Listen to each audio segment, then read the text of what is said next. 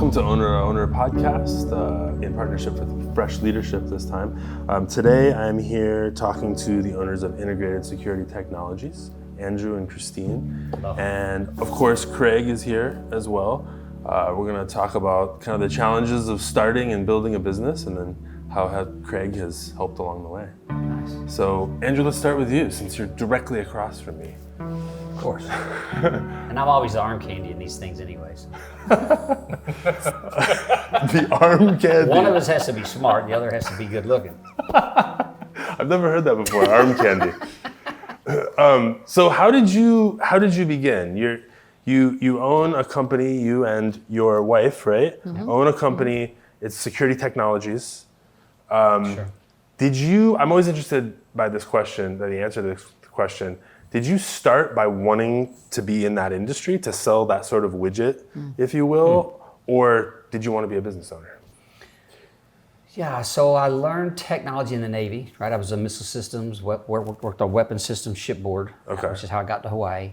And my education, though, was in social science, actually in psychology and anthropology, which doesn't pay anything, just so we're clear. Just for everybody out there. Yeah, just so you know. Well, today culture's back in business, right? Culture's a big thing, but in the mid and early 90s, nobody cared. Anyhow, I got involved with the security industry while I was going to graduate school, and just started doing some installations with this Marine that I ran into. Okay. And I started to learn about the industry and what was going on with it, and it was very archaic at that time, still very, very analog. Let's just leave it at that. Not a lot of digital going on, not really any software going on in that industry, nothing connected except via modems and hardwire type connections. Modems. Yeah. Old school. Yeah. And that was alarm panels, calling on modems. So if you fast forward through the mid 90s, the industry matured. We had Windows 95, we had the back office suite, and we had a company called Lantronix that built RS-485, which is an analog communication protocol, but they converted it to IP, so you could go onto a network. So the security industry morphed during that period of time into network systems. So we then started tying video systems to access control systems. You put your card up to open the door, your card's not authorized, so that camera comes on. Okay, and what year is this?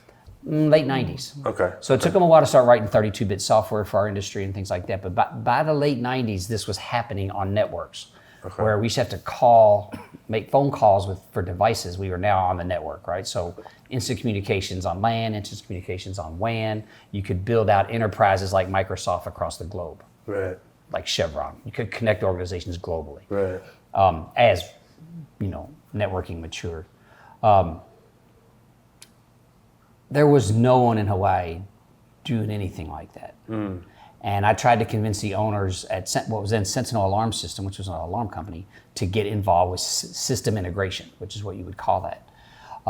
And they weren't interested. They didn't really understand the model. They didn't really have the staff to support that type of work. Yeah. So I started it on my own, with a credit card, right? Think you got this. I was broke a week later and been broke ever since.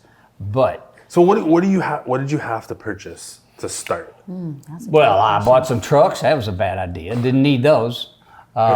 It was more knowledge based, but to get engaged with so I needed a platform, right? So I found a company called Linnell, which was at that time I would say the leading software based system integration platform in the world, in North America. I don't know about in the world, but in North America. And they didn't have any representation out here. So I asked them, what would it take to get involved with you guys? Would you represent me? How can I resell your products? And back then, you had to go get Microsoft certified. You had to get SQL admin certified. It was very expensive to get engaged with them to become a partner of theirs back then. So anyway, we did all those things, and we got certified, and we were able to rep that product. And the true trigger came from Triple Army Medical Center, which wanted that product for a very large project. And so I ended up getting that project, and this was probably in the 2000 time frame by then. And that was really the kickoff. Subsequently, Kaiser went to that model nationally. So we ended up, since we were the dealer for that product, we picked up Kaiser out here statewide. So once people start to hear about, hey, you're capable in the enterprise space, the networking people in Hawaii learned about us. And that kind of became our niche. And of course, Christine was studying, her master's is in IT, master's in IS systems, information security systems, or information systems. And so she understood what I was doing. I understood the how, but she understood the what and how to scale it, you might say. Okay. So yeah. And you were together at the time? Yeah, she was the president. She was 51% shareholder from the beginning. I think she didn't trust me with the money, so that was smart too. Because obviously I blew the credit card in about a week, so But it sounded like the barrier to entry was more just time and knowledge than it was. I think it was more reputation. So I think when we landed the Tripler contract, I think it was easy for customers to go, oh, you've done a big system. Oh, okay. And I think what was different about us is we could talk the talk. We could talk to IT people. I think prior to that, security companies were very much analog and very much old school, and they weren't able to kind of speak that language that people want to hear, at least in the enterprise space at that time. We knew how to install servers. We knew how to install software. We knew how to configure it. You would have been hard pressed to get a company back then that knew anything about software. Yeah, right, for sure. Yeah, it was very much hardware based, very much technician. I'm going to go out and I'm going to install this stuff and then depart. There was no UIs. There was no, No, back then, in fact, correct me if I'm wrong, it was the mid 90s that the company we worked for still had green screens. Dumb terminals. Back I mean, then they it really was, and the impetus, and it's hard for the younger generation to understand this because back then software was just not a thing. Microsoft Word was not a thing. Right. People didn't use it, right? They didn't even know about it. It wasn't even developed yet. Yeah, it was the advent of the 32-bit software in the Microsoft world. Our industry started to write that, and so then we actually had a graphical user interface, kind of like you brought up, so customers could begin to do things instead of just the technicians. So we had to deploy that as well. Anybody could use it at some point. At some point, sure. Right? And Tripler, you had end user training, certified training from the manufacturers back then. It was very rigorous. But Tripler, to their credit, they let us use that system to demonstrate it for people. Right. So once the city, county government saw it, once the Navy got to see it, people were like, oh, this is what we need. Yeah. So for us, that was just great because I really was able to use that as a lab, you might say, and bring a lot of high-profile people up there to see how it functioned and what it was capable of. And that was a great of Tripler as well. So that the product Linnell and that customer really, I think, sort of on their coattails, we launched into this market space here and became an accepted name. I mean, I guess. So you started the company together, essentially. Oh, yeah. You get the Tripler contract, and that's when things start to change for you. What kind of infrastructure did you need at that point to be able to then start scaling? So let me backtrack because I think this is important for business owners to understand because a lot of people think like I can do a good job and I can have a business.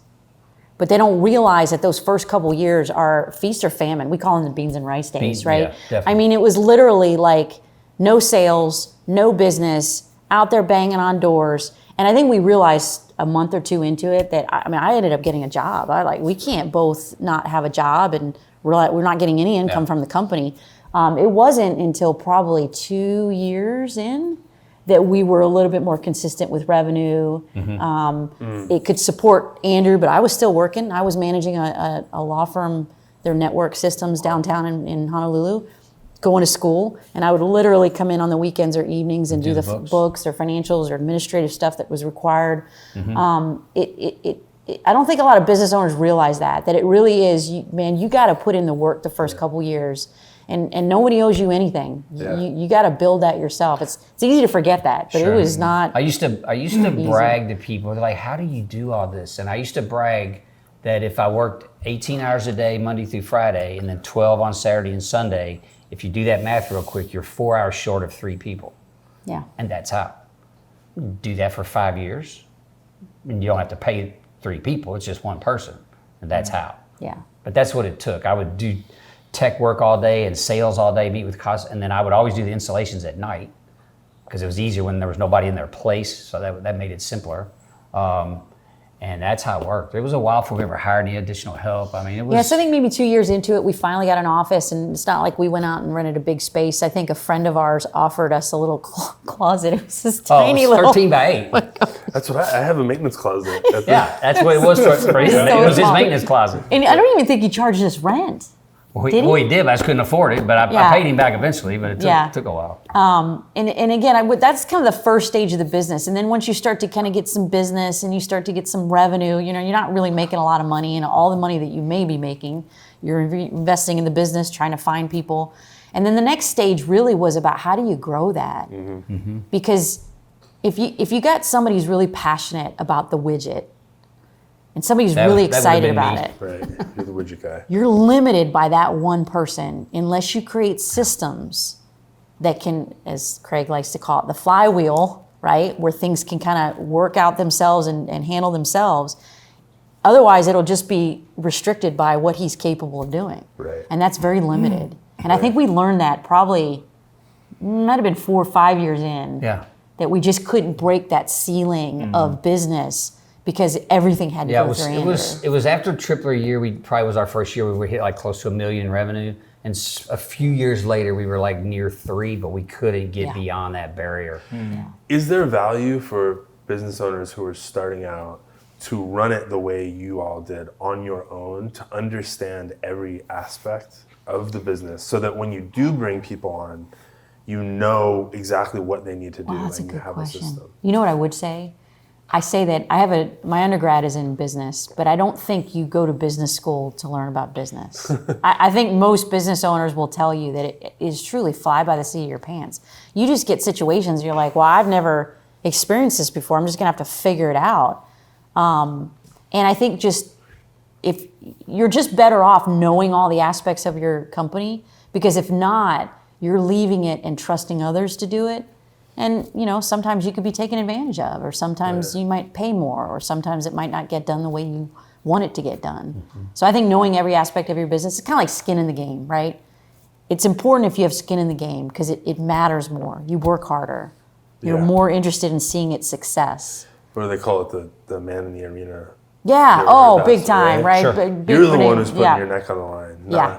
Yeah. So, Well, I used to collect receipts in a box, and she'd come out on the weekends. She's like, Oh gosh. "What is this mess?" Anyway, because I didn't understand how difficult accounting was or how important. Right. I actually didn't care. I was doing all the work, if you ask me. Right. Right. But this is work. So she's like, "You're going to do the quarterlies. You're going to start." And so I had to start learning to do these things. Right. I remember the first time I ever did I think the quarterly balance balance sheet or the monthly you balance balance sheet, right? the checkbook. And I'm like, she comes in Sunday evening. I'm like, I got it within a dime. She goes, a dime? She goes, it has to be equal. I'm like, what do you mean? She goes, it's a balance sheet. I'm like, she goes, you don't know if that's 10 cents or $10,000. I was like, what? so literally the school of hard knocks on the accounting side for me to learn about that piece of the business, but I did learn from the doing of it. And of course, you got somebody checking it, right? But, right. yeah. So you're 4 or 5 years in, and you've now started to bring other people into the fold, Yep. Start right? hiring installers for sure. How many people do you have at that God, point? 5 years in, you think we had like 5 people, maybe Couple, 6? maybe, if that. Yeah. To you, me, and 2, 3. Maybe you, me, 2 trucks, maybe 4 people. Yeah, Something mainly like the installation crew, because those are your money. Those are our money makers. I mean, it's as great that. as Yeah, you're salespeople charging and for all, but installation yeah, time, so you know that's you're your- earning money off of what they do in the field. So yeah, probably 5, 6 people in. So, I mean, you seem like you've done it pretty responsibly to that point, right? You've started on your own. You didn't spend unnecessary money. You didn't hire Wow, about unnecessary. that. Well, everybody makes mistakes, but you're, Those 2 trucks. I used to rant and rave about. I was like, why did I buy Wait, these now new who trucks? was it that said as long as you're 51% right, you're Oh, doing well? Jack Welch, yeah. So you yeah, can make you're mistakes. entitled to make mistakes, Yeah, right? yeah. Oh yeah. But you're doing pretty well. You've got some employees under you. At what point do you go, this is hard and we need help? The bigger you get, the bigger the projects, the more things there are to learn. It was I'd say a constant challenge for years. Yeah. 15 Yep. years we're getting into bigger market spaces that we weren't in. Sometimes those bigger market spaces, it takes longer to pay, right? So Sure. was that a problem too? Was cash flow a problem as well? I think it always is. If any business person if there's anything they should go learn, it's understanding cash flow. Yeah. And further, how to build some metrics to predict what it's going to be to the best of your ability. And then understanding that everyone owes you money will lie about when they're going to pay you. Oh, yeah. And they're going to take 3x the amount of time. And therefore, can you afford that? Because you better be prepared for that, because that's what happens. Maybe not maliciously, it's just business is slow. You're the least of their concerns. Too, Here's where I think that process Sometimes. piece can help, though, and being proactive, right? Yeah. We can sit here and look at it, and that problem never goes away. Doesn't matter how big you get. Every organization can have a cash flow problem. So the key is, how can you be proactive about it? What are the things you can do to help facilitate an easier path? Whether that's communicating in advance with the people that are paying the bills, making a connection. Hey, just want to let you know, I'm going to send you the bill on this date. When can I expect payment? Negotiating terms up front. If it is going to be a longer lead project that's going to take many, many months to pay, maybe working with your banker to get some kind of special financing. I think just being more proactive. And I didn't realize this at the time, but 25 years in business, you start to collect a lot of retained earnings. And those retained earnings continue to build and build and build and build. Retained earnings. So what are retained earnings? So every year that and we're a C Corp, so every year that we have money, net profit, that then sits in this bucket called retained earnings, unless we take it out of the company. And then just over the years it builds. But that becomes the money that we can use for capital improvements or additions or additional expenditures or anything we want, reinvesting in the business. But over time, that also helps cover our accounts receivable. So as we get larger or bigger and bigger projects and our receivables get bigger and bigger, that helps cover that cash flow so we don't have to continue borrowing money from the bank. So that's been really helpful. It's a critical question to ask yourself before you take on a contract. If it's larger than you've dealt with, is how will you cash flow that contract? Because you've got to pay your people, and you may not get paid for maybe months into that contract. And banks will help. There's people that can help you if it's a good bet. In other words, if you're working for a known, you're going to work for Kiewit Pacific or whatever, some known entity that's good for the money, a bank can help you finance that contract that you have. And they'll loan you some of the money against it to help you with your cash flow until you can. But you won't know that stuff when you first start. No bank will talk to you when you first start your business because you're too risky. So nobody tells you that either. American Express was the best bet. I'd tell any business owner, go talk to American Express. They were awesome. Really? Yeah, when that first credit card was full, American Express gave me like $25,000 credit limit instantly. And I've used them forever. No, they didn't even ask. They just gave it to us. Yep. They were awesome. And they always have been a great partner. I mean, literally since we started our company. Interesting. Yeah. You wouldn't think of that, Amex, but they can take a lot more risk than a bank. Right. Right. So you keep going. What are other hard things along the way that you guys are running into? Craig and I talk a lot about, there's cash flow, there's people. People, processes, all of it. You need the entire flywheel. I'm sure we'll get to EOS at some point here, yes, but we were a long ways in before we were able to formalize that. You started formalizing our IT processes and our back end, our CRM, our accounting. All these things and we met companies from our industry on the mainland 3-4 times our size that didn't have processes. So system integration companies have a habit of growing a little quicker than they maybe should because they're good at what they do and they don't really build a back end to their organization. Right. And she was very good about identifying what was missing. Like, how are we going to track this? How are we going to? So the process part of her from a business perspective, she started to build that out early. I've interviewed business owners who are quite large, and there's a few of them who are like, I'm just going. Yeah, they're living on spreadsheets and stuff. Yeah. What is the process? Well, it's kind of my process. And I'm going, well, that's not really a process. That's just you running at it every day. Which, in some ways I identify with that. But what are you guys organized people to begin with? So I think that's where you're laughing because that's not you. That's a great question. So that's why just Andrew's all about the widget. He cares about that widget. Yeah. I'm all about the process of it. Is how do you create that flywheel? So that's where your partnership. Right. Yeah. And in the beginning, it was very tenuous. When you're a married couple and you work together, work never shuts off. And so we had to set some ground rules. Like at dinner, when it was stop talking about business, right? Actually, Craig was instrumental just recently at establishing this concept of a same page meeting, where every month Andrew and I get together for a couple hours and we make sure we're on the same page. That's really important, right? To what we present to the management team, right? Because I'm chomping at the bit to do something different almost every hour. Well, and that's what I'm wondering is how big of a deal is it to present as an organized person or an organized couple to people who you're trying to put under your process, right? I would say that the big defining factor was getting the book EOS. So I joined a peer exchange group, I don't know, about 10 or 12, 15 years ago, maybe. So it's an industry peer group. So it's a group of 10 other security company owners, and we would get together and we would benchmark our numbers. We would talk about business problems. And most of what I would complain about was Andrew. Honestly, that's just the honest to God truth. Because we're so different. It sounds like a normal marriage. We're so different. And when we work together and he comes from a different mindset and I'm a different mindset, we're just not going to align on a lot of things. Right. And it was just really frustrating, right? And it was, I think, even more frustrating because we're married. Because I know Andrew's not doing it intentionally, right? And we need to figure out how to make this work. And so I had one of the company owners said, I got you. I'm going to send you a book. And I don't know, a couple of weeks go by, and Andrew just randomly comes into my office and he's like, I got it. And I was like, you got what? And he goes, this book. And I was like, what book? He goes, I could follow this. I had no idea what he was even talking about, but I said, whatever it is. I took it off her desk. Great, fine, we'll follow it. And come to find out, it wasn't even addressed to him. It was addressed to me, but he just opened it and he was like, oh, this is great. So again, I didn't care what it was, but it was the EOS book. And it was about understanding the role of a visionary versus an integrator, and just reading that section was just an aha moment, because it was that they're both important, because we would constantly fight about who was more important, right? It said you're both important. Just so we're clear. No, that's not true. That both of those positions are important. Yeah, he'll get paid later.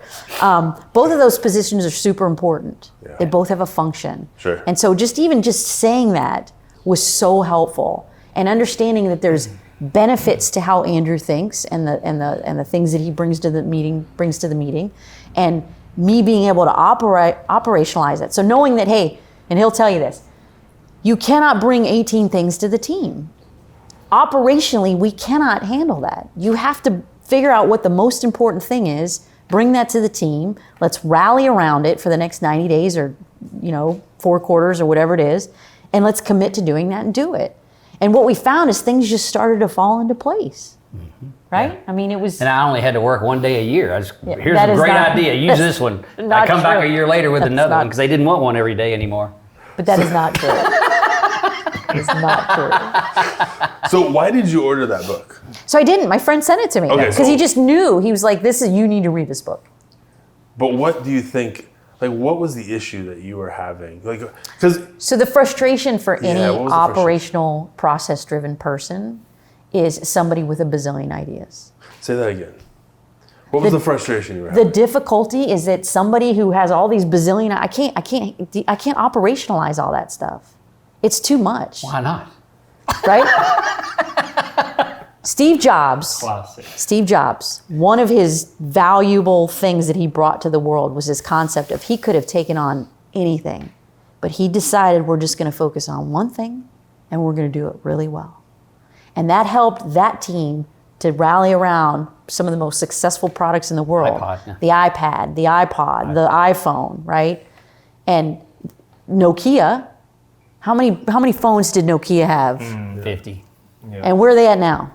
I'm just saying, right? And point. So I just think that when you are somebody who is a doer, who says, give me the idea and I'll make it happen, just pick one, not 20, just one. And one to agree upon. So it was refreshing that I think that Gino Wickman distilled the problem. And I can't imagine how if I didn't have an integrator partner, someone I trusted, what I'd have done when I read that book. I think I would have looked at it differently, because I already knew when I read, I'm like, I have an integrator and I am a visionary. There was no doubt. Yeah. Must have been a relief in some way. And it was super easy to, that's why, and then of course he has all this, I copied the agenda for the meeting. I put the book on the printer and copied it.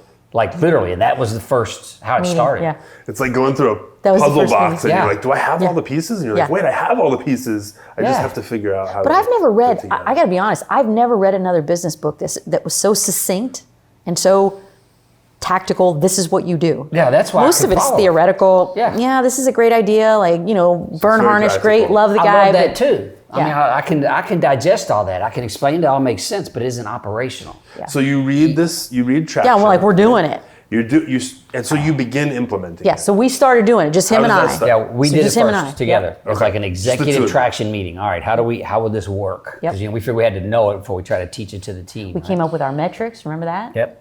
We didn't do, there was a few things we didn't do. We didn't do mission vision. We waited until we kind of got the team. And when we started to, so we did a year, just him and I. Then the next year we decided, let's kind of expand this, do a little bit more. We incorporated the team. And back then we didn't have a very big team. I want to say we probably had 15 people, maybe 20. And about 10 of them were office people. So they were our traction We brought group. them all. Yeah, What was the biggest thing that you hoped for your team of 15 people to get out of? same page. 100% all rowing in the same direction. And how did that go? It went really well. Part of it was we spent a long time establishing trust with the group. So people felt comfortable to say, hey, these are the problems we're having. And then the second thing is incorporating them into this discussion about core values. It wasn't like we just came up with core values and said, this is our core values. We said, hey, what do we want our core values to be? And I think incorporating them into the decision-making process, and culturally, that is a very difficult thing in Hawaii. Most people in Hawaii are like, why are you asking me that? This is weird. What are you going to do, right? So we had to get them over that hump and know that their contributions were valuable and that they were going to be as much of a part of the process. And we started to rely on third-party people to come in and do presentations, leadership. We didn't know Craig back then, but come in and do leadership, come in and do trust, come in and do better communication skills. So getting them to contribute to the discussion of the core values of your company, getting your employees to contribute to that discussion, built trust with your employees. Big time. Yeah, I actually had interviewed Stephen M.R. Covey. He came to Hawaii and I got him to come on my show. So, and he wrote a book called Seven Speed Habits. of Trust. Oh, that one. No, it was his son. Yeah, Oh, so, okay, yeah. okay. So that was groundbreaking for me because he characterized trust as money. And if you think of how simple it is for you and I to just have a handshake and agreement, and that's our transaction versus you hire your lawyers, I hire mine, we got to pay them to get some transaction done, right? So that's an example of how trust can be money, right? Simplifies things. So I didn't have him here to do that, but I did a lot of that speed of trust work with our team explaining. So we went through that whole process before, as we engaged. I think it was 3 days, the very first Yeah. big traction. Yep. And so and then we spent a solid half a day talking about what's important to you, what's important to you, what's important to you. Give it words. These are Post-it notes, and the room was full of them. Then we aligned which ones are similar, and we kept working it down until we got to 5 that everyone agreed upon. So you're self-implementing the strategies in Traction and the Yep. OS system. And it sounds like it worked pretty well. We got started, for sure. And then what happened after that? Did you run into some trouble self-implementing? It's interesting. When I look back at it, I think the biggest problem was creativity. Like I don't have expertise in this. I've only ran one company. I might have read a book. You're taking on another job, essentially.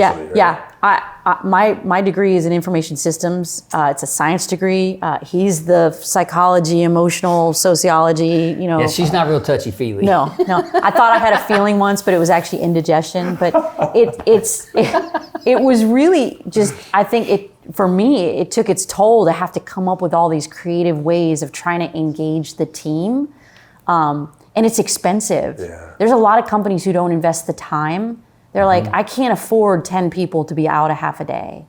But like it was just such a necessity, I think, we cared about the people. We wanted it to be a good organization. We wanted to improve and wanted to get better. Yeah. And so I think we just got to a point where just kind of stagnated, is what I would say. Yeah, we knew we couldn't grow without it, right? And so, but you got to, creating the buy-in, getting the people that are contributing versus the ones that aren't. So I'd say it became a sort of a right person thing after a while. And we're probably overly tolerant with people who weren't contributing what they could or weren't capable of contributing. you might say, or whatever. Or we couldn't motivate, however you want to look at it, right? So something that was very positive, which is your commitment and loyalty to your people, to your employees, maybe started to be a drawback within your company. In some Because cases, look, for sure. not everybody wants to be a part of that. Some people just want to clock in and clock out. There's nothing wrong with that. Yeah. It just, We talked about this. Growth is hard, and we were not in a position to not grow. The demand didn't stop. The phone was ringing So were you constantly. saying no to people? To potential clients? No, but I think it's when you think about growth in an organization, that also means personally. Got it. So if someone's coming to an organization and they're not willing to grow personally Yeah. in a growth-oriented company, Yeah, that's a problem. And you have to digest, depending on what skills you brought to the table. There's the technology's growing and changing all the time, and it isn't just a cup, right? It's a video system, an access system, an intercom system, a lot of technology, right? Yeah, which is changing constantly. Then there's the personal skills, right? I can talk DOD. Can I talk to commercial people? Can I talk to a banker? Can I talk healthcare? So all you those really different needed your vertical people markets. to have a growth mindset 100%. in every direction. Infinite growth. Because the tech is changing, your clientele is changing, and you need people who need to grow in every direction. And a very important point, no one grows up and says, I want to be in security.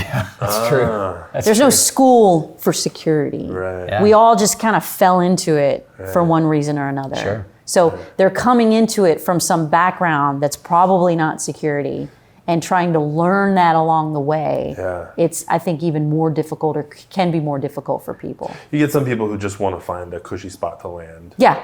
And there's nothing wrong with that. No, It's just no. it's probably not going to work in our organization.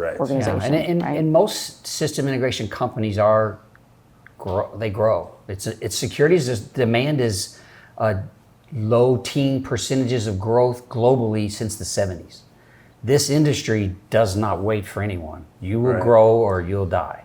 Right. And so the opportunities are vast. And for some people, maybe it's too much pressure. Yeah. You do have to want to embrace growth.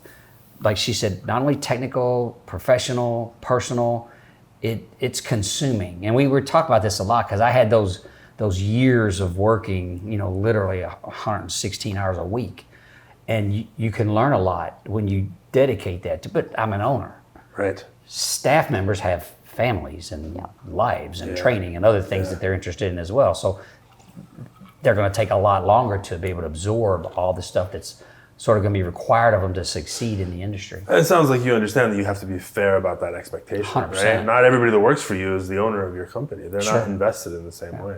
And they're not all going to make it. So we had, we've been through a lot of people who just didn't make it. You know what I mean? But I think the key difference between what we do compared to other organizations is at the end of the day, we're trying to help people grow personally for them, not for us. We benefit from it, but whether they stay or go, they're learning a skill set, whether that's how to be a better communicator, they're learning about EOS, how to be a better process writer, whatever it is, how to understand the data component of what we do. All of those things will make that person a better person. And that's, I hope that if they leave, because look, there's no expectation people are going to be at our company forever. People are going to come and go.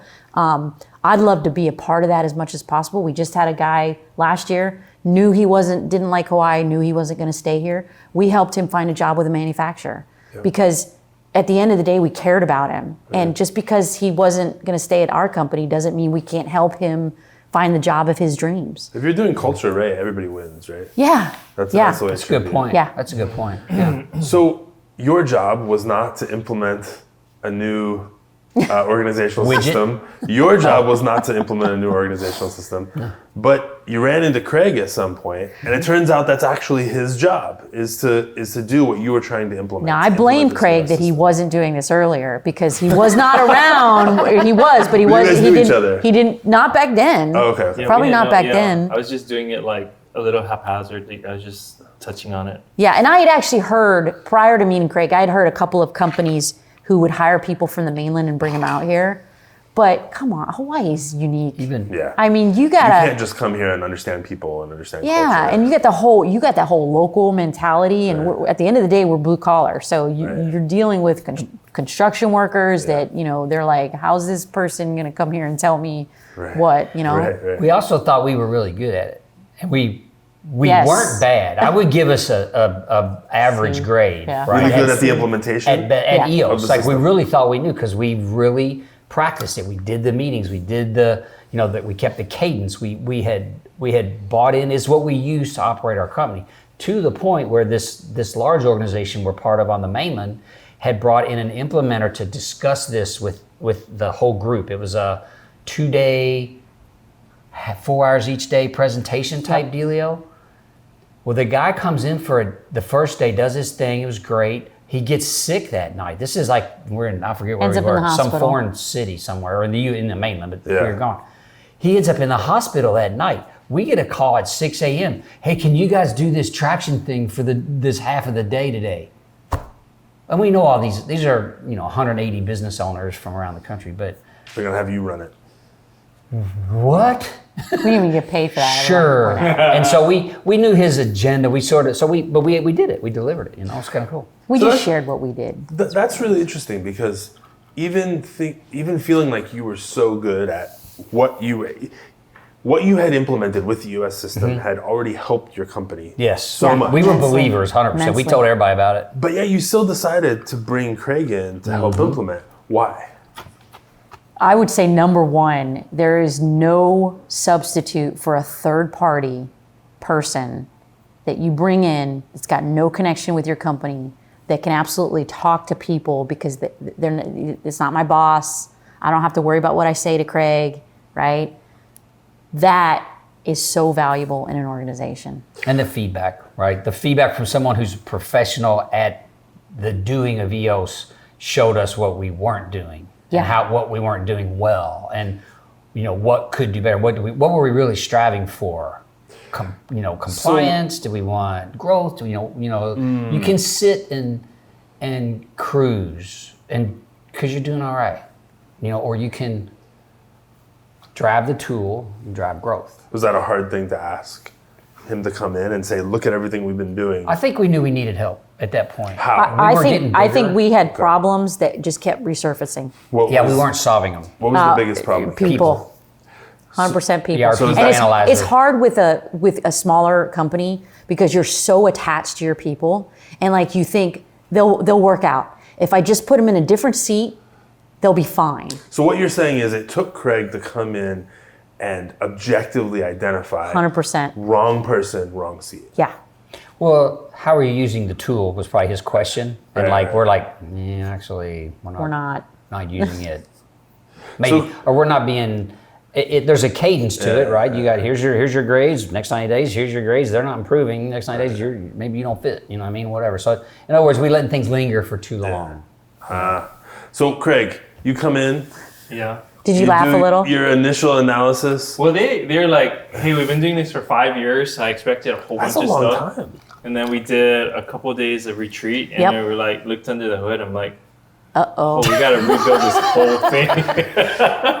You Why? guys know this motor needs 40 weight oil? Or, like, But what about No, it? I mean, was, they had the basics of the mentality of what's going on, but it's like, just how does everything work together? So you can take different pieces, but it doesn't mean that it's cohesive and it pulls Yep. together. Yep. And 100%. and part of it, we didn't have the right people in the right seat. yeah, Right? for sure. Or the tools. Remember, Yeah. you brought to us the tool, the Yeah, like bloom growth. Berkman, or even the software, right? Yeah. Yeah, we were driving it with spreadsheets versus using Yeah. the software tool was amazing. Like, we don't need to spend money on Bloom that. growth. Yeah. Yeah. I know, that's exactly what But I we did. said. Our life's Oh been my so God. much easier. And I mean, Yeah. everybody's to-dos are Yeah. pop, We use it pop for our right up, customers right? now, Oh, really? Yeah. Yeah. So I think when I looked at the EOS system, they call it the 6 key components of Yep. EOS, right? So when I go down that list, vision, people, issues, traction, process, data. Yeah. Where did you all start, or was it a combination of things? Yeah, all it starts with, so the 6 components, it goes vision and then people. So vision is going, what are the 8 questions? And when we're talking about being on the same page, do you have the same core values? Do you have the same core focus? Where are you going to be 10 years, 3 years, 1 year, and then every quarter, and then kind of your issues list. So those are the 8 questions. And it sounds like you guys had done some of the core values work. Actually, we had to remap a lot of it, right? Because it was really how do you what's a behavioral standpoint? I think we did, right? Yeah, because it's one thing for a company to have core values. I was just talking to somebody about this today. So you got these core values, but do you practice them? Yeah. Do people know what they mean? Are we grading people on them? Like accountability is one of ours. That's great. What does that mean? Yeah. And so putting a statement to it, training on it.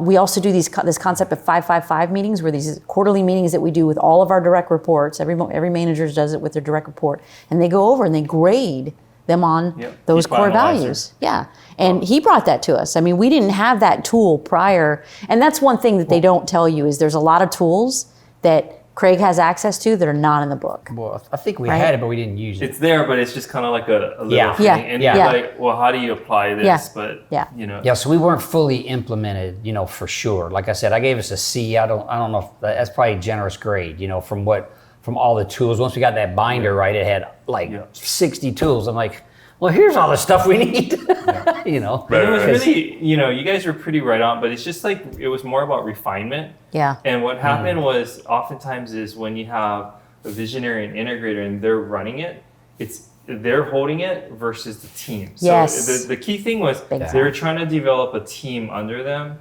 and keep Andrew out of the meetings eventually, but it was really, how do you actually develop a team of people, right? Yeah. And so it's one thing for them they have bathroom conversations or dinner table conversations all the time. They're always in sync. The rest of the team is not. So it was really, now how do you pull back and we design it together so that it works for everybody? Because it's one thing when it lives in their minds versus... So what was your first strategy in doing that? Well, we kind of helped them. So it's what it moves is from the vision being in the visionary's head and the integrator kind of knowing what they're going to do to now, how does it become what we call a shared vision? When it's a shared vision, everybody has their fingerprints on it, but then it's refined in a way that everybody understands in their language so that when they walk out, they can translate it the same way these guys can. So that was the biggest shift, right? It was just going, we had to go over everything again. Not that it wasn't there, but it was in their minds, but it wasn't in the heart. It's really, how do you get into the heart of your people so that they're living it, and then that syncing with another 5 people is not as easy. Yeah. Right? How do you get people to buy in that way? I'm curious. Well, it's a collaborative process. So then you're building it together, and when you build it, basically the chaff will go away, and all of the essentials will stay there. So you work on what is these boxes, you're putting it in, and then you're having discussion, but you're also arguing about it. And we had a lot of arguments, right? But it's kind of like, and then part of it is you don't have to have your way, but you kind of have to weigh in to buy in. Yeah. So if you've weighed in, even though it's not what you wanted, oftentimes you go, all right, I've said my piece, but here's the way that we're going to go. Because it's not always perfect, right? You can't, not everything kind of fits in a box, but kind of the senior leaders have to make a call, and here's where we're going to go. But here's everything's understood and everybody understands everything. Yeah, we were able to refine our measurements, right? You get to-dos, you have rocks, you have the things you're supposed to accomplish. So you see who's delivering over time. And so starting to crank the heat up to holding their feet to accomplishment, and if you're not an accomplisher when everyone else is, you'll tend to self-seed, and you'll realize like, these guys found me out, right? Or whatever it may, or maybe you're just not interested, or whatever it might be. Maybe you're not capable.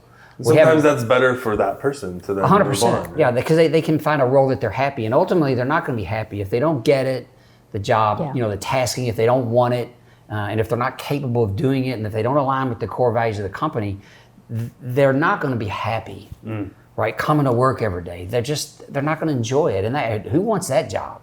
You want something that you thrive in. Yep. And so it shows up. And so, we quickly enough, I don't know, but it shows up nonetheless. And so, we wish them well. We have plenty of people that work for us that work throughout the industry all across the country today they're thriving. And I like the way we contributed to that. That's my feeling. Right. And most of them were friends. I mean, they're now we call them acquaintances. Some of them send us business. I mean, stuff like that. So it's cool. Right. Yeah. So you establish this vision. You make sure that their vision is communicated clearly to the team, and then when people at your company hear that vision and understand it, then you can more easily find the right person for the right seat. Yeah, so what we always say is if with the right vision, Yep. then you got this fantastic vision, but without the right people, Right. you can't carry it out. So it's going, what's the right person, right seat? And that's where core values, when they're defined really clearly, Right. help you to align who are the right people. And then understanding the right seat is what is really the structure of how you want the business to run, which is essentially your strategy. It's not just an org chart. The rightly built, what we call accountability chart, is supersized, and it's actually the strategy for how you're going to accomplish what you get done. Because people do it all, And then you go to data, and you're going, are we looking at the right dashboard that measures the people on the vision? And as a result, all of the issues flow out, and then you got to be able to resolve the issues so that they don't just become ongoing and never being fixed. So once you went through all those initial components, what were some of the other pitfalls or issues that you found besides people? I think for you guys was people. Big time. It was Big time. It's highly technical work, right? And then you also got very interesting personalities, right? And it's like, how do you manage that? And you guys you guys always tell me, yeah, we should have listened. We should have let certain people go. Yep. But at the same time, you care about them because they're like family, and but at the same time, what's really the best for them? And that's, over time, they end up leaving or we help them exit. But, once that's right, How was all of this initial implementation when Craig came on board? How was it received by your team members? Oh, really well. Yeah. They really enjoyed it. I believe that they could sense that we had a handle on it, but we weren't as professional about it as Craig. It's like you do your investing, but then you talk to like a money person. They know the market. They know the why. Like they're like, I don't know if I'd buy that, but so it was the same difference. So someone that can bring and Craig actually brought a heartfelt perspective to it. He's not like it's by the book, cut dry, bam, bam, bam. Right? He's a listener. Right. Craig's not the guy in Office Space who sits there. No. Yeah. So he was encouraging us to listen, encouraging us to share, encouraging us to work together, to work through these issues, to work through these things, right? So that we could get to the, if we don't get to the right place, we're not going to be as successful. We were still having success. So it's like, it's kind of what I alluded to earlier. There's progress. There's hyper progress, which, that's hard, even more difficult to manage, but you want some level of growth that you've defined. Maybe it's 10% a year, maybe it's 15% a year.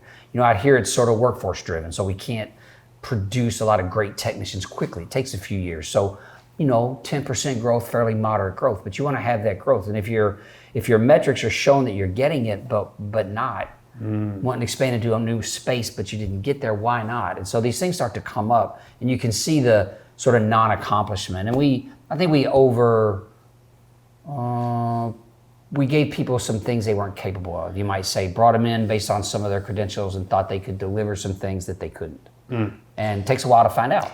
Right? And I would say this is what a lot of business owners don't consider either, because as much as we're talking about growth, and growth is important, top line growth is one thing, right? What do you mean by top line growth? I'm talking about how much revenue. money you earn, Just revenue. right? It's really the net profit that is probably the most important, Sure. because you certainly don't want to double in size and make less money. Yeah. And so I think when it comes to EOS, I think what EOS has really given us is not so much more top line growth, although it has. I think more importantly, it's given us a focus on net profit and making sure that business that we're doing is profitable. And part of what goes into that is efficiency, making sure we have the right person in the right seat, making sure they're doing what they're supposed to be doing. We're not wasting time on issues that just keep popping up or not doing things as effectively as we could be doing. Yeah. Because net profit is super important for a business, because that allows us to pay people more, right? That allows us to bonus people more. That allows us to invest more in the company, right? That is probably, I hear that a lot from newer business owners where they talk about, look at all this money I'm getting from customers. Yeah, making. Great, but Really? are you really making any money? Bringing in revenue is one Right? thing. It's not that hard, actually. So that net profit, that bottom line, how quickly after Craig came on board did you see a difference in your bottom line? Oh, good question. I want to say it was almost immediate because we started, if nothing else, we started looking at the right metrics. And we started to line out what customers were important and were willing to pay.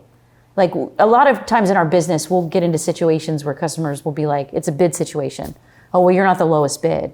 But maybe you don't want that work, right? If we took on that work, we're going to lose money. I mean, do we really want that work? Just for top line growth? I mean, is that...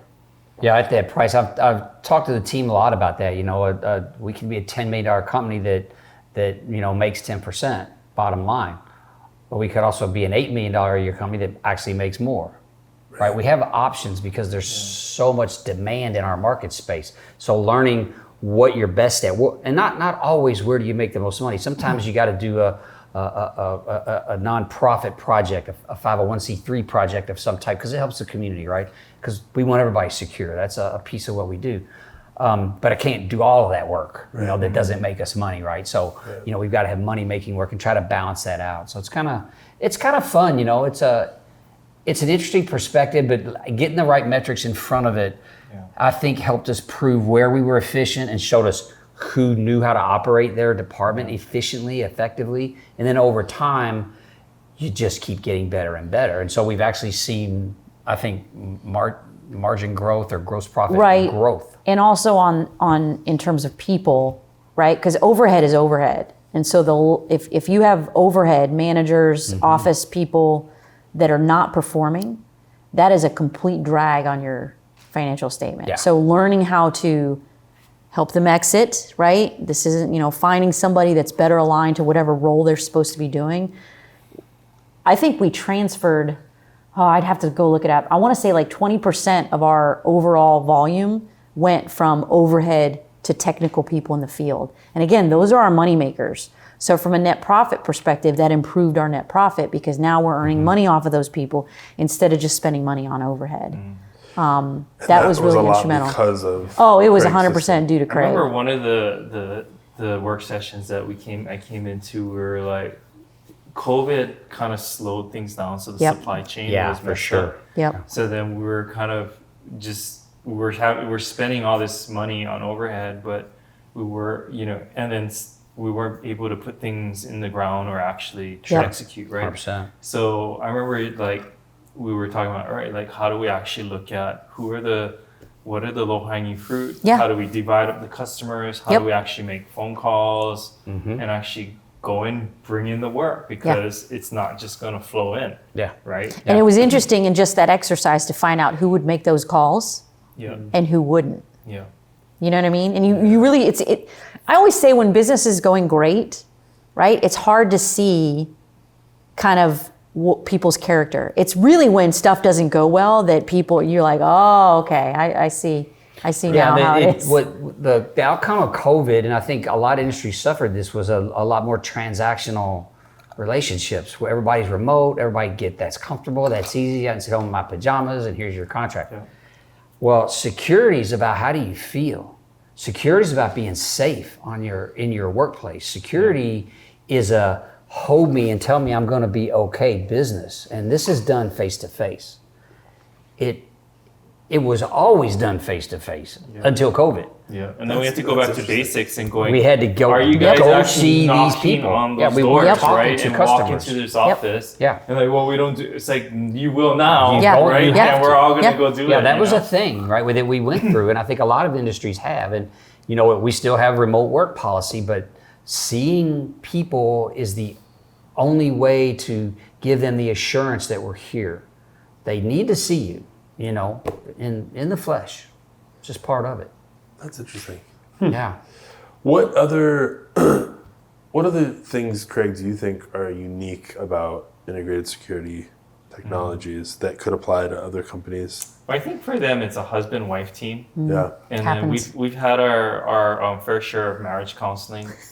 But we call them same page meetings. We do. It's kind of getting on the same page of how you talk to each other. Yep. And how you understand whose space is what, right? And we had fun, and it's just really, how do you have those conversations, which is working on the business, because if they're not communicating, everybody else is like, But I mean, it's often said business partners of all varieties are basically like married couples, right? Yeah. You spend more time with your business partner than you do your regular partner. In your case, happens to be both. All the time. All the time. Yep. So I think that's applicable for lots of different business partnerships and businesses. I went through a not a transformation, but like Christine was always the 51%. For years, I sort of drove what we did.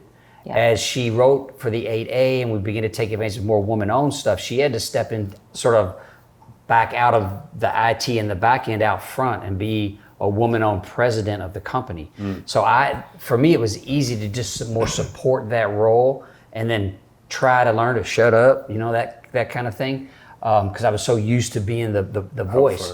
And so that was a change that happened maybe a decade ago. Something like that, right? And so a different role for me, a lot of fun for me, but made the same page even more important because I have to be supporting what she's saying, what she's driving, what she's espousing. Get out of the day-to-day, right? Yes. Yeah, 100%. Yes. And so really be a visionary. Yeah, right? And it was interesting, and I tell the story a lot. Like, work for your spouse, literally right? And then go home and keep working for them. So it's kind of like 24-hour-a-day job, and if you do the pay, it's not that good. Okay, but there's all kind of rewards. Okay, so and it's been fun. It's been a long time. We're in our 26th year in business. Wow. And to see all of the changes that have occurred, and this maturation into a woman-owned business, which was super valuable to the Fed Gov space, and the like NASPO, right? Like the DOT, right? So some of the other government organizations. So they need dependable ways to get projects done by those types of entities, right? They're called set-aside entities.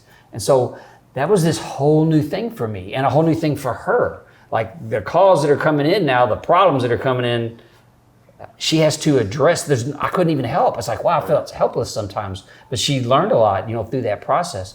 And the org's different now than it was, 8 years ago, 9 years ago. Well, I think structurally, Andrew's very much military based when it's like, hey, I will tell you what I want you to do. And I kind of am much more like, if I have to tell you what to do, I don't have time for that, right? So it was truly a shift in culture also get people, leadership style. I'll right? I'm all about hiring smart people and let them do their magic, right? I don't, in fact, I was just talking to somebody the other day, I am a horrible micromanager. Okay. And if that's the kind of support that an employee needs, I'm so rigid about this. I literally have an onboarding presentation I do for all new employees. And I say, these are the 10 things that I won't do.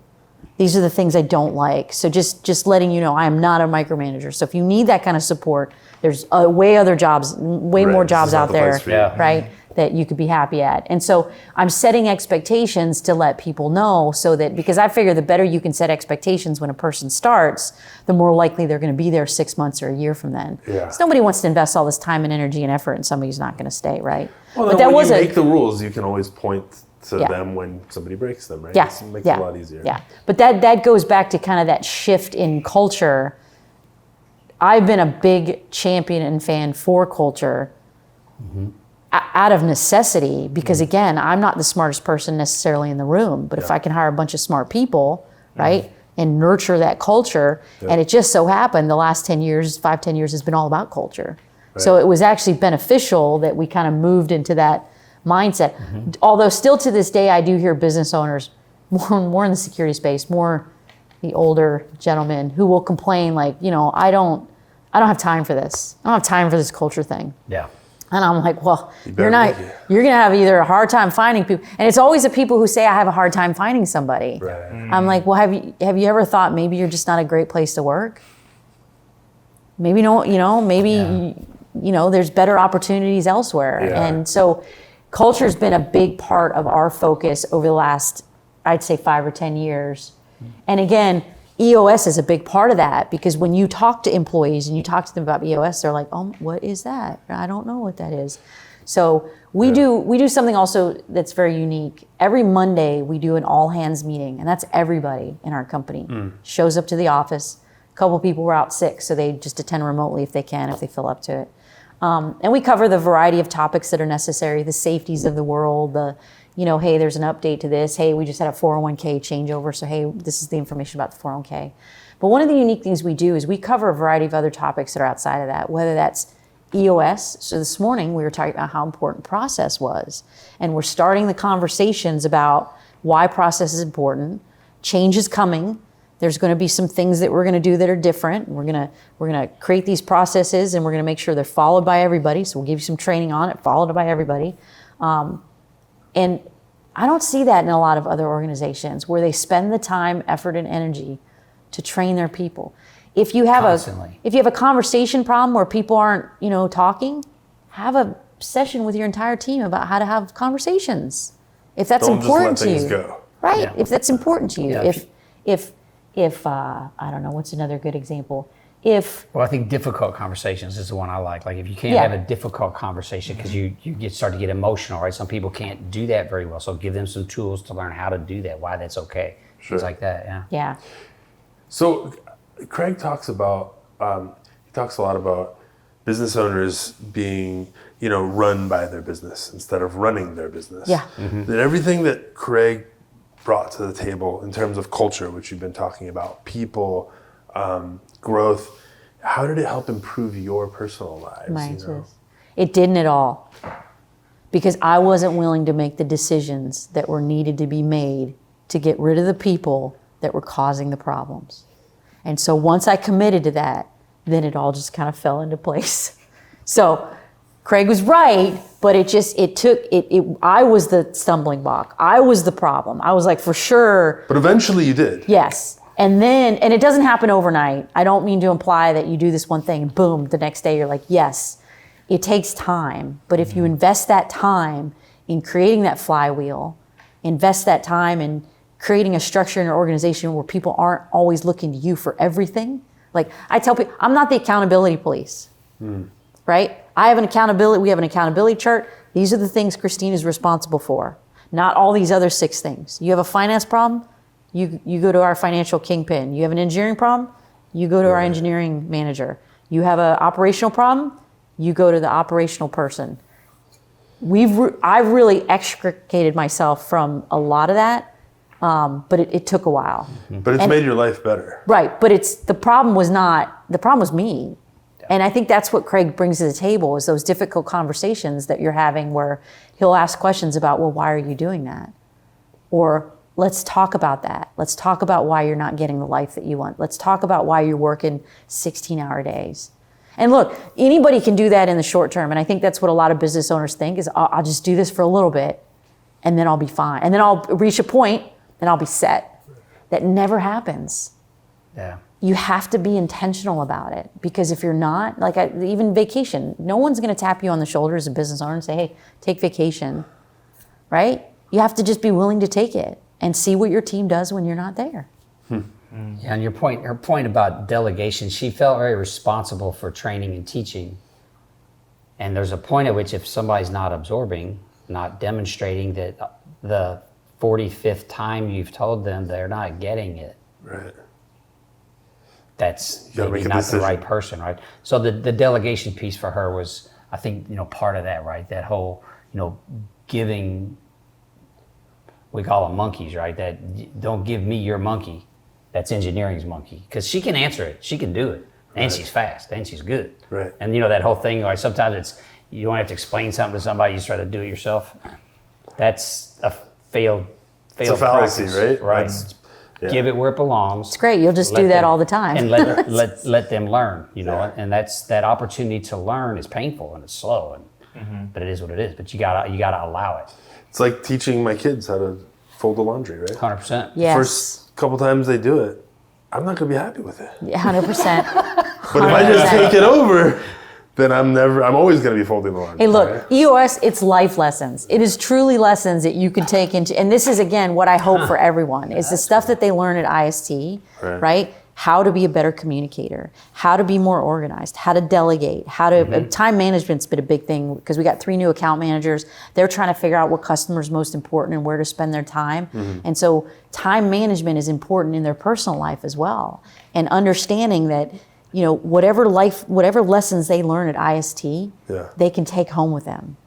I mean, we're really big about that. We spend, what was it? We calculated, it was like 3 times the national or industry training. average on training. Yeah, we do. But the other one is IDS, right? Identify, discuss, solve. Teaching people and working with people to identify the problem. You can solve all kind of stuff around it, and because you haven't identified it properly. Right. That's a difficult thing to learn to do, and it takes practice and it takes trust. You got to be able to you know, have your opinion and state it openly. And that's not somebody's going to criticize you for it, but help them to see why you see it that way. Sure. Right. And then I can do that for about 40 minutes, and people are like, could you get him to shut up? Like, so you know what I mean? So you've got to be sensitive to everybody's timelines. I'll give you a really good example of that, because we just did this morning. So we had a situation where sales is getting really frustrated because they're being accused of not doing things as a part of the process, right? And then engineering's like, yeah, look at those salespeople. They don't do what they're supposed to do. And operations is like, yeah. And they all jump on this bandwagon of the problem is sales. But when you look at it, the problem was really the lack of process. What we didn't have is a list of expectations. What's expected of sales? What's expected of engineering? What's expected of ops? And then get alignment with everybody agreeing that that is what is expected. And just doing that, so we just list of activities, a RACI chart, boom, let's say who's responsible for what. Just by doing that, there was just light bulbs like, oh yeah, like, and it was just, part of it was them being a part of that process of building it.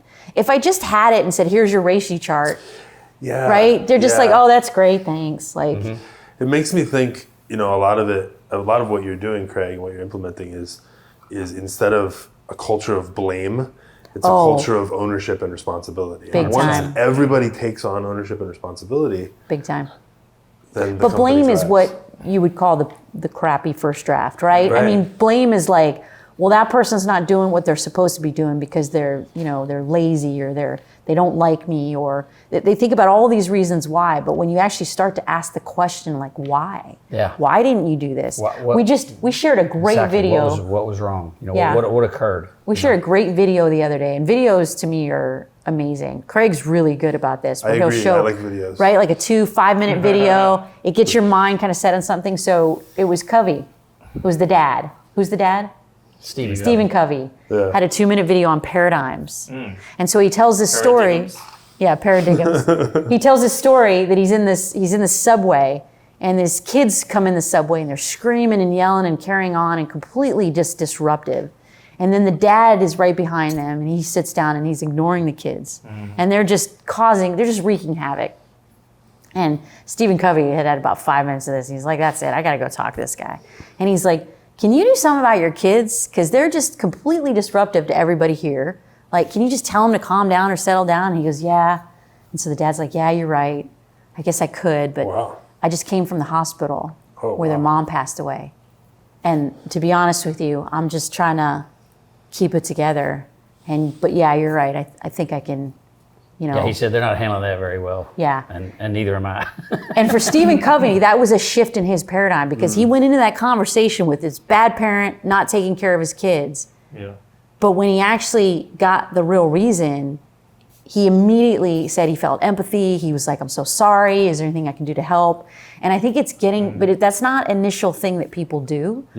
But it's like coaching and training people, hey, we can have a different conversation about this by asking some questions. That's a culture And Craig's shift. been instrumental in showing us so that we can teach the team how to ask questions. this stuff. And we wouldn't have gotten that from a book. Right. No. Right. If I can go to each one of you, and I'll start with you, Andrew. Why would you recommend Craig to implement the US system to another company? I've recommended it to many, brought a few to some of the events, and here's the reason why. You can't do this alone. You can do it okay alone, but if you want the value, you need a coach. You need a mentor. You need someone who's professional at it, who understands it and has it like top of mind. Like Craig's like, oh, you need this tool. He knows the tool. He just knows the things that you need, and he knows it in a conversation with you. He may ask you a couple of questions, and he's like, oh, well, have you tried? He's very good about it. He doesn't say, go do this. He'll ask you, have you tried this? I'm like, he's like, yeah, it's in the binder. It's page 7. I'm like, oh. So having someone that can direct you will shortcut you time. It will shortcut you pain. It will save you money. And, having self-implemented today, when I talk to people about traction, and they're normally from our industry, I tend to tell them I would talk to an implementer first before you try to self-implement. Because I do know several that have tried and they're kind of halfway through. They're doing some of this stuff years in. So they've spent this time and they're not getting the value back. So that's why I would send them to Craig. Great, that's a great answer. Yeah. Christine, I'm going to ask you the same I don't know if I question. can top that. I think with business owners, you get into this situation where you decide you're just going to do everything, and there's just a limit to that. And so it's just like hiring any other expert in your organization. And what's unique about Craig is that he brings decades of experience of other companies and how they've done it. I've also seen some other implementers that just kind of implement the US way, and it's very structured. Craig's not like that at all. He really takes the time to understand your business and figures out what it is you need help with the most. It's kind of like a personal trainer, right? You can go to the gym and figure out the machines yourself. It's just going to take you a lot longer. Whereas if you had a personal trainer to say, oh, let's work on these 3 things. What is it you want your goal to be? And I'm going to help you get there. That's just really helpful to have that path. And I got to say, if we would have had Craig when we first started, we would have been definitely a lot further along, especially with our management team and just understanding who we needed to hire. We've made a lot of hiring mistakes.